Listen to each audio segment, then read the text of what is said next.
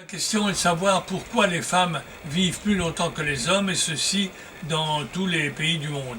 C'est variable selon les pays, mais d'une manière générale, les femmes vivent en effet plus longtemps que les hommes. Il y a à la fois des raisons physiologiques liées à l'équilibre hormonal, donc à la physiologie de la femme, et il y a des raisons psychologiques liées à l'attitude de la femme vis-à-vis de sa vie de tous les jours. La femme est plus attentive, elle s'occupe d'elle-même, elle s'occupe davantage des soins. Il n'y a qu'à voir le nombre de magazines féminins qui s'occupent de la santé, du bien-être, de l'hygiène, alors que les hommes sont plus centrés sur l'action à court terme. Les femmes sont sensibles à un plus long terme, à protéger leur équilibre, etc. Donc c'est à la fois une attitude psychologique, psychosociale, et à la fois une attitude physiologique. Je crois que c'est ce qu'on peut donner comme raison simple. Et cet écart de plusieurs années, qui peut aller de 2-3 ans à une dizaine d'années, selon les pays, est important. Je ne pense pas qu'il va se réduire à court terme, parce que les hommes restent très portés sur l'action à court terme et non pas sur la centration sur eux-mêmes. Les femmes qui désirent ressembler à des hommes, des femmes androgynes, ou des hommes au contraire plus féminins. Donc ça varie effectivement d'un pays à l'autre et d'une époque à l'autre. Il y a un balancier permanent entre le désir de se spécifier, d'être différent, et le désir d'être semblable. Curieusement, de manière paradoxale, parmi les féministes eux-mêmes, on rencontre les deux courants idéologiques. Parmi les féministes, certaines cherchent l'égalité en disant les femmes et les hommes c'est pareil, et donc on ne veut pas être différente par liberté. D'autres féministes au contraire disent nous sommes différentes, nous sommes des femmes, nous ne sommes pas des hommes, et veulent insister sur les différences. Donc y compris dans le mouvement féministe, on rencontre certaines femmes qui vont appuyer sur le côté féminin, d'autres qui vont appuyer sur le côté, je dirais, bisexuel. Donc ça c'est variable selon les modes, comment dirais-je, locales, politiques, etc. Je ne sais pas s'il y a un mouvement régulier dans l'ensemble des pays, je me dirais difficilement. Par exemple en Chine, vous citiez la Chine, il y a eu à l'époque de Mao une identification entre les hommes et les femmes, et puis maintenant il y a une réaction post-maoïste où les femmes cherchent leur féminité. On a vu la même chose en Union soviétique d'ailleurs, à l'époque. Donc c'est un espèce de balancier, je dirais. Je ne sais pas s'il y a des règles régulières à ce sujet, mais il y a une recherche idéologique et je pense qu'elle va continuer. Le cycle menstruel chez la femme a une grande importance. Il modifie son fonctionnement physiologique, hormonal et sensoriel. Il modifie par exemple, l'exemple le plus typique c'est l'olfaction.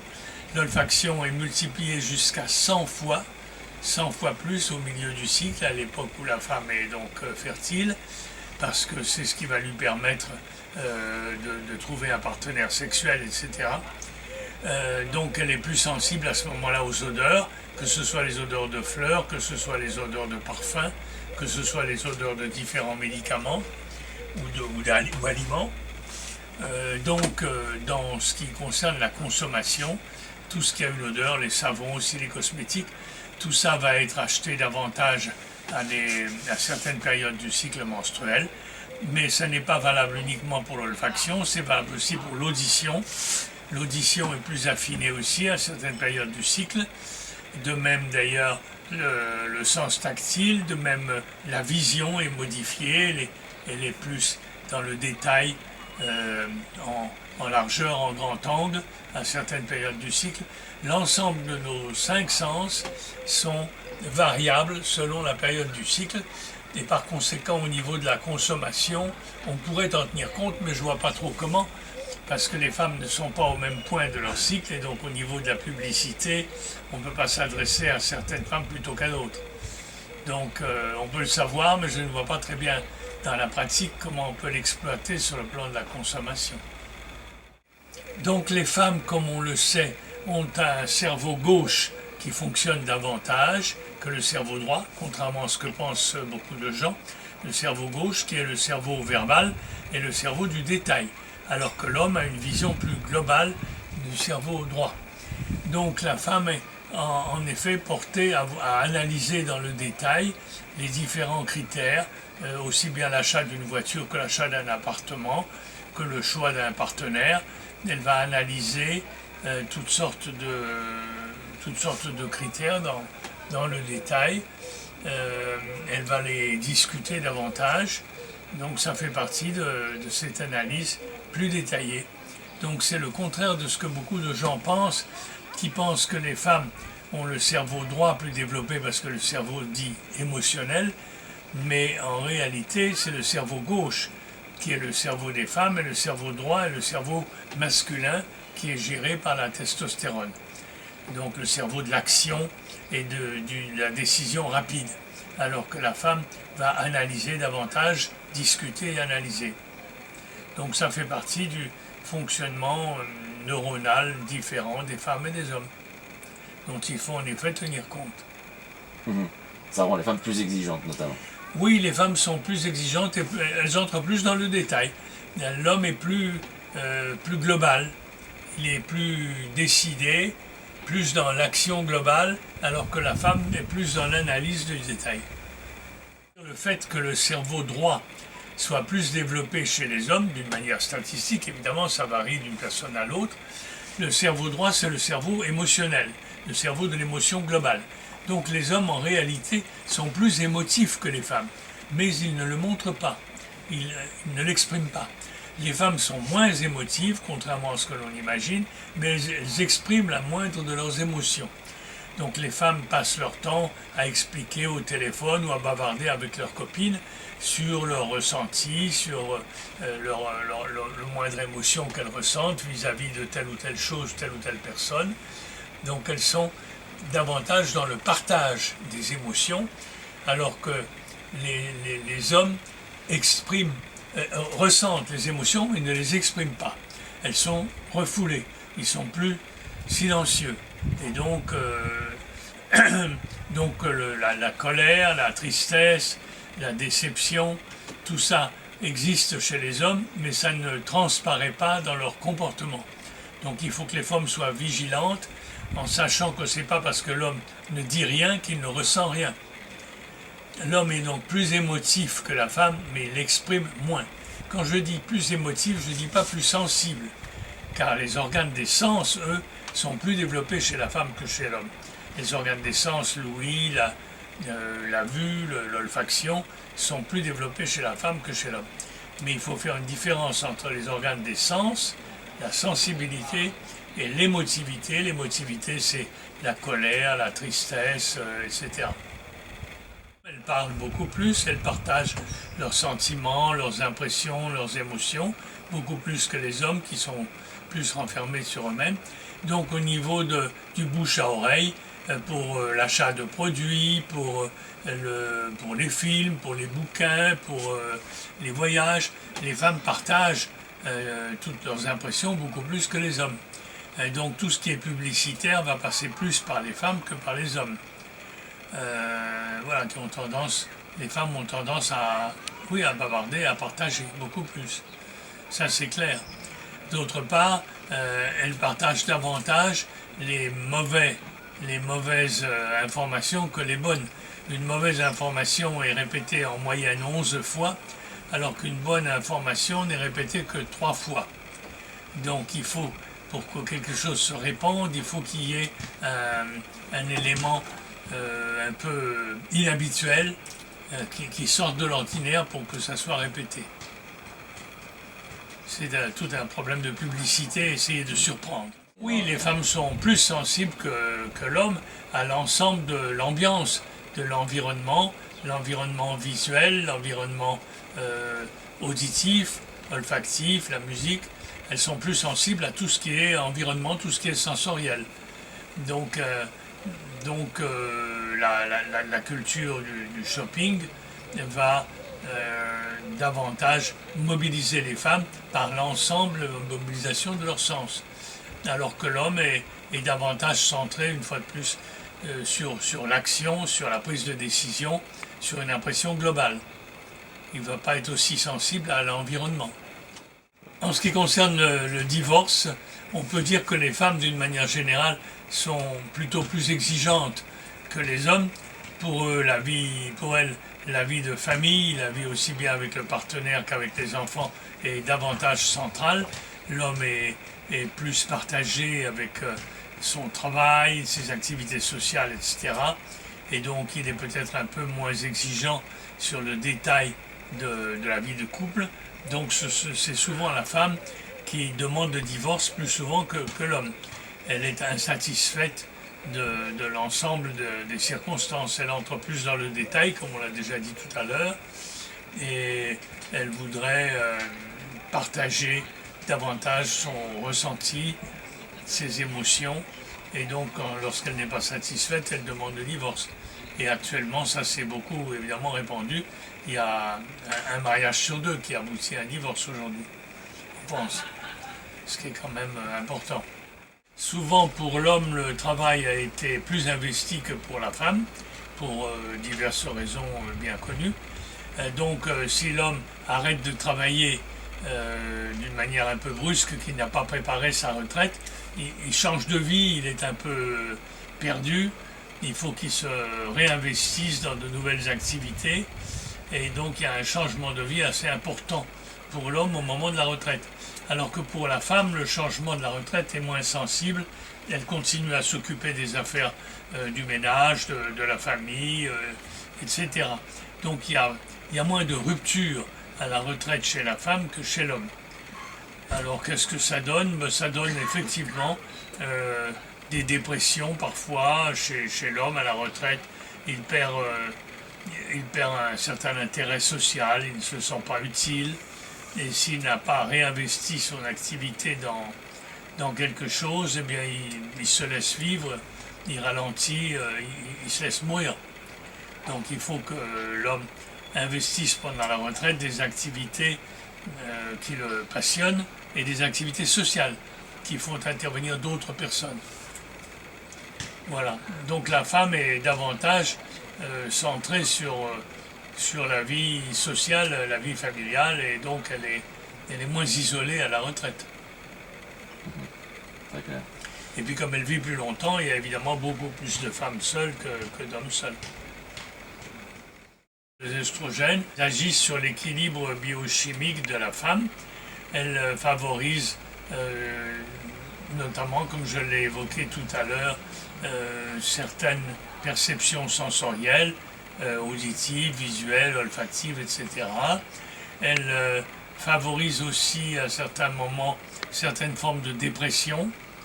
Elles favorisent aussi le partage verbal, enfin tout ce qui fait la féminité. Donc elles ont un effet aussi bien sur la santé que sur le psychisme, que sur les relations sociales. De même que les hormones mâles, la testostérone a aussi chez les hommes un effet sur son comportement individuel et social, sur les prises de décision, sur l'agressivité, l'impulsivité, etc. Alors qu'est-ce qu'on peut dire d'autre sur les œstrogènes? Eh bien, c'est un peu plus complexe parce qu'il en existe plusieurs catégories qui interfèrent, et d'autre part, les traitements de la pilule, etc., modifient aussi un peu l'action des œstrogènes. Donc, on a plus de mal à s'y retrouver. Pour jouer du piano, pour tricoter, pour faire des travaux précis de manutention, les doigts féminins sont plus précis que les doigts masculins. Et ça commence déjà, en réalité, ça commence in utero, sous l'effet justement des œstrogènes qui permettent l'indépendance des mouvements des doigts, plus grande chez les femmes que chez les hommes. L'ocytocine, c'est une hormone importante qui existe aussi bien chez les hommes que chez les femmes, qui est l'hormone de l'attachement, qui permet l'attachement mutuel, l'amour. Et donc elle se développe à partir du contact, notamment des caresses, des massages, du contact physique. L'ocytocine se développe aussi pendant la lactation, lorsque la maman donne de son lait à boire à l'enfant, ça développe l'ocytocine aussi. Donc tout ça permet l'attachement, aussi bien l'attachement de la mère au bébé, chez les humains comme chez les animaux, que l'attachement de l'homme et de la femme, l'attachement amoureux. Et donc voilà, il y a des travaux récents sur l'ocytocine qui ont montré l'importance dans un couple du développement de l'ocytocine à travers notamment les préliminaires, les caresses, tout contact physique peau à peau développe l'ocytocine. Donc les soins dans les établissements thermaux, les massages, tous les enduits, les essences grasses que l'on met sur la peau, tout ça va développer l'ocytocine, c'est-à-dire l'intérêt pour l'autre, l'attachement. Donc on pourrait, sur le plan commercial, développer les spas, enfin tout ce qui est soin du corps, va développer l'attention à l'autre. Et donc on pourrait associer, alors les spas peuvent être individuels, ils peuvent être collectifs. On peut faire des bains collectifs dans lesquels les gens font des massages, des contacts à plusieurs qui développent les liens sociaux et l'intérêt mutuel des uns pour les autres. La vision de l'homme et de la femme sont différentes. La vision de l'homme, elle est essentiellement une vision, je dirais, au téléobjectif, de loin, pour repérer l'animal que l'on voulait chasser, repérer la femme qui se trouve au bout de la rue. Donc on repère de loin les choses qui nous intéressent, alors que la femme a une vision davantage au grand angle, plus large.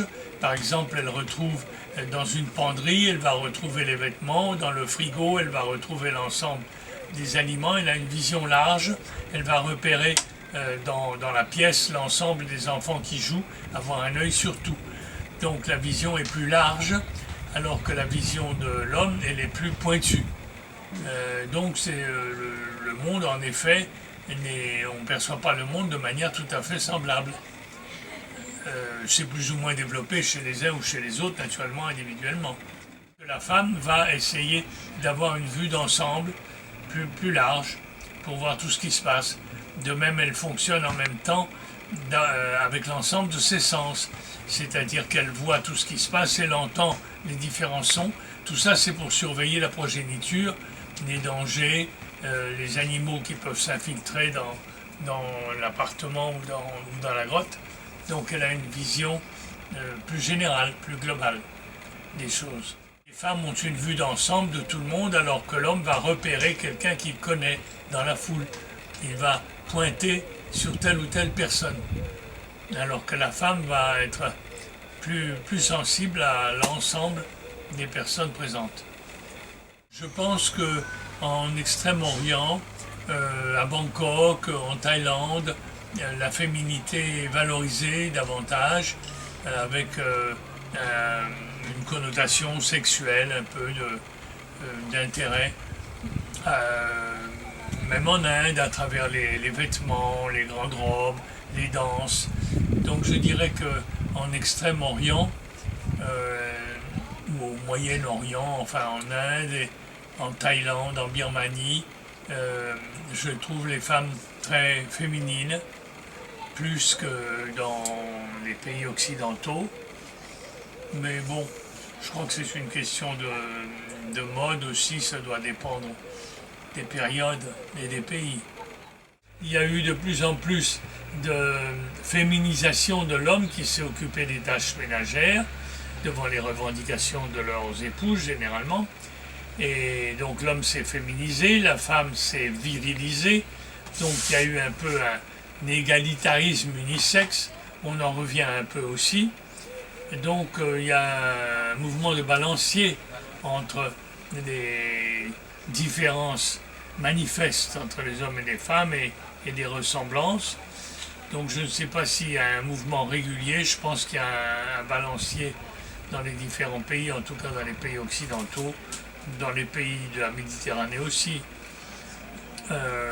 Il y a aussi petit à petit une dévirilisation de l'homme, l'homme est moins viril qu'avant. D'abord, les spermatozoïdes sont beaucoup moins nombreux. Vous savez que le nombre de spermatos par émission spermatique au moment de chaque rapport sexuel a diminué de moitié en 30 ans, moitié moins de spermatos maintenant. Donc la fertilité de l'homme a diminué sous l'effet de nombreuses choses, notamment sous l'effet de la pollution chimique, les désherbants, etc. Les déchets qui se déversent dans les océans font que les spermatozoïdes sont attaqués aussi par les matières plastiques.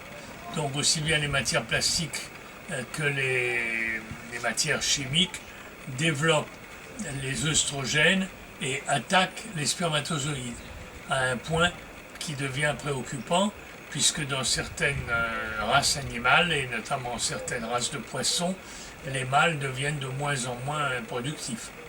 Donc je ne sais pas où ça va mener d'ici quelques années. Donc les hommes sont de moins en moins virils, on va dire, de moins en moins machos, et les femmes au début étaient contentes, mais maintenant ça leur manque un peu. Et à force de rouspéter contre les hommes trop machistes et agressifs, elles rouspètent maintenant petit à petit contre les hommes qui ne sont pas assez entreprenants. Donc là aussi, il y a eu sur l'apparence masculine, par exemple la barbe, il y a aussi des mouvements, des oscillations. Il y a eu des périodes où tous les hommes portaient la barbe, d'autres périodes où ils portaient la moustache. Actuellement, d'ailleurs, depuis quelques années en France, on voit des gens mal rasés qui portent une barbe de quelques jours. C'est une nouvelle mode pour donner une soi-disant virilité à travers non pas une longue barbe, mais à travers une apparence de barbe mal rasée. Donc ce sont des modes qu'on trouve en France, en Espagne, en Italie, un peu partout, notamment dans les pays latins. Ça va, ça vient. Je ne sais pas à quoi c'est lié, je crois qu'il y a une oscillation dans le rôle des hommes et des femmes, lié à la fois à la technologie. Vous parlez du lavage, les femmes lavaient les hommes comme elles lavaient les enfants. Maintenant, après est apparue l'eau courante, les douches, etc. Les hommes se lavaient eux-mêmes.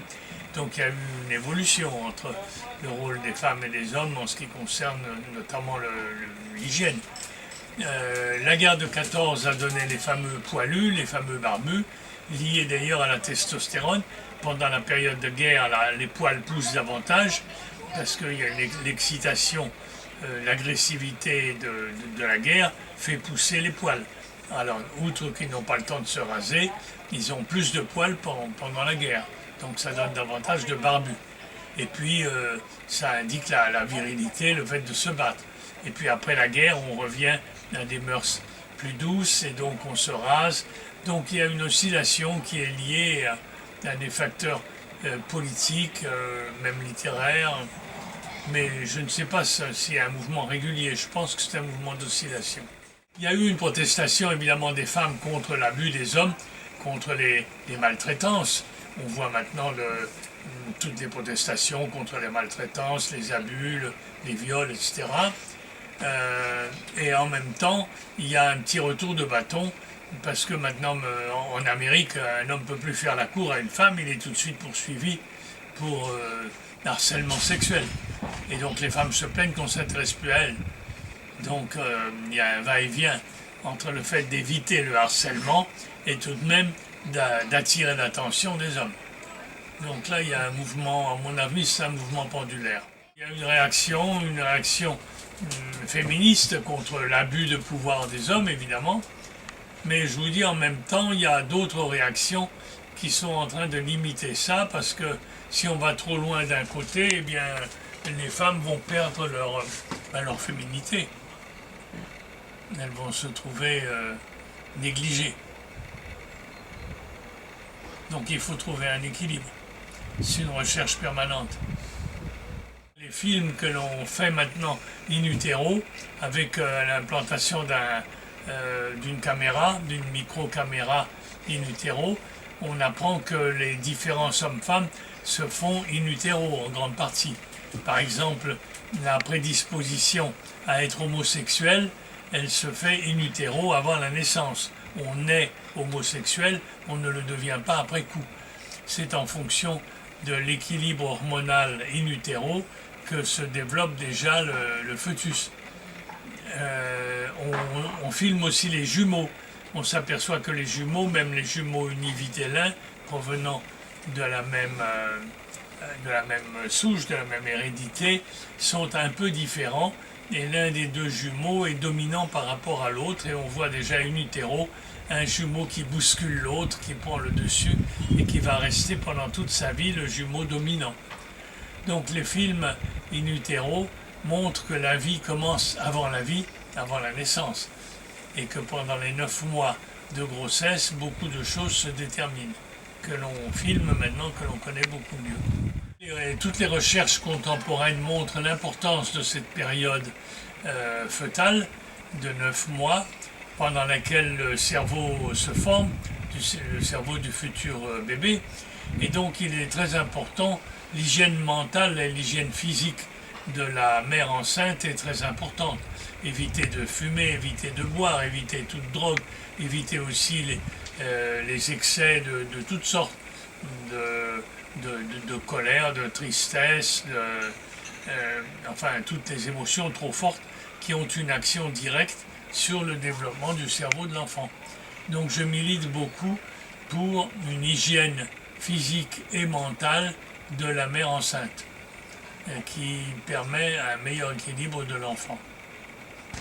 Dans les pays scandinaves, on a allongé les périodes de repos pendant la grossesse pour préserver donc la femme, et je crois que c'est une bonne chose. En France, ça commence aussi doucement, et ça va un petit peu dans le sens de la préservation. On est de plus en plus attentif, mais il y a encore beaucoup à faire. Et notamment en ce qui concerne la cigarette, on parle beaucoup du cancer des poumons et de la gorge, on ne parle pas de l'effet nocif de la cigarette sur le fœtus, sur les cellules nerveuses du fœtus, qui est important aussi. Donc tout ce qui concerne l'hygiène mentale de la femme enceinte est un point important à développer, qui commence à se développer aussi en France, comme dans les pays scandinaves, mais il y a encore à faire. Lorsque la femme est enceinte, elle est évidemment moins productive au niveau économique, mais elle produit un enfant, c'est important aussi, c'est une autre richesse économique. Donc il faut accepter l'idée que la grossesse est une diminution de production économique à court terme, mais une préparation à long terme, une préparation de nouveaux enfants, c'est important aussi. Enfin, le problème de la grossesse par rapport à l'économie, c'est un gros problème et difficile à résoudre. La France se situe dans une bonne moyenne. On a des allocations familiales importantes, on a des crèches, on a une aide. Maintenant, un excès dans ce sens, pendant la grossesse, créer une atmosphère complètement artificielle de surprotection de la femme, ça serait artificiel aussi.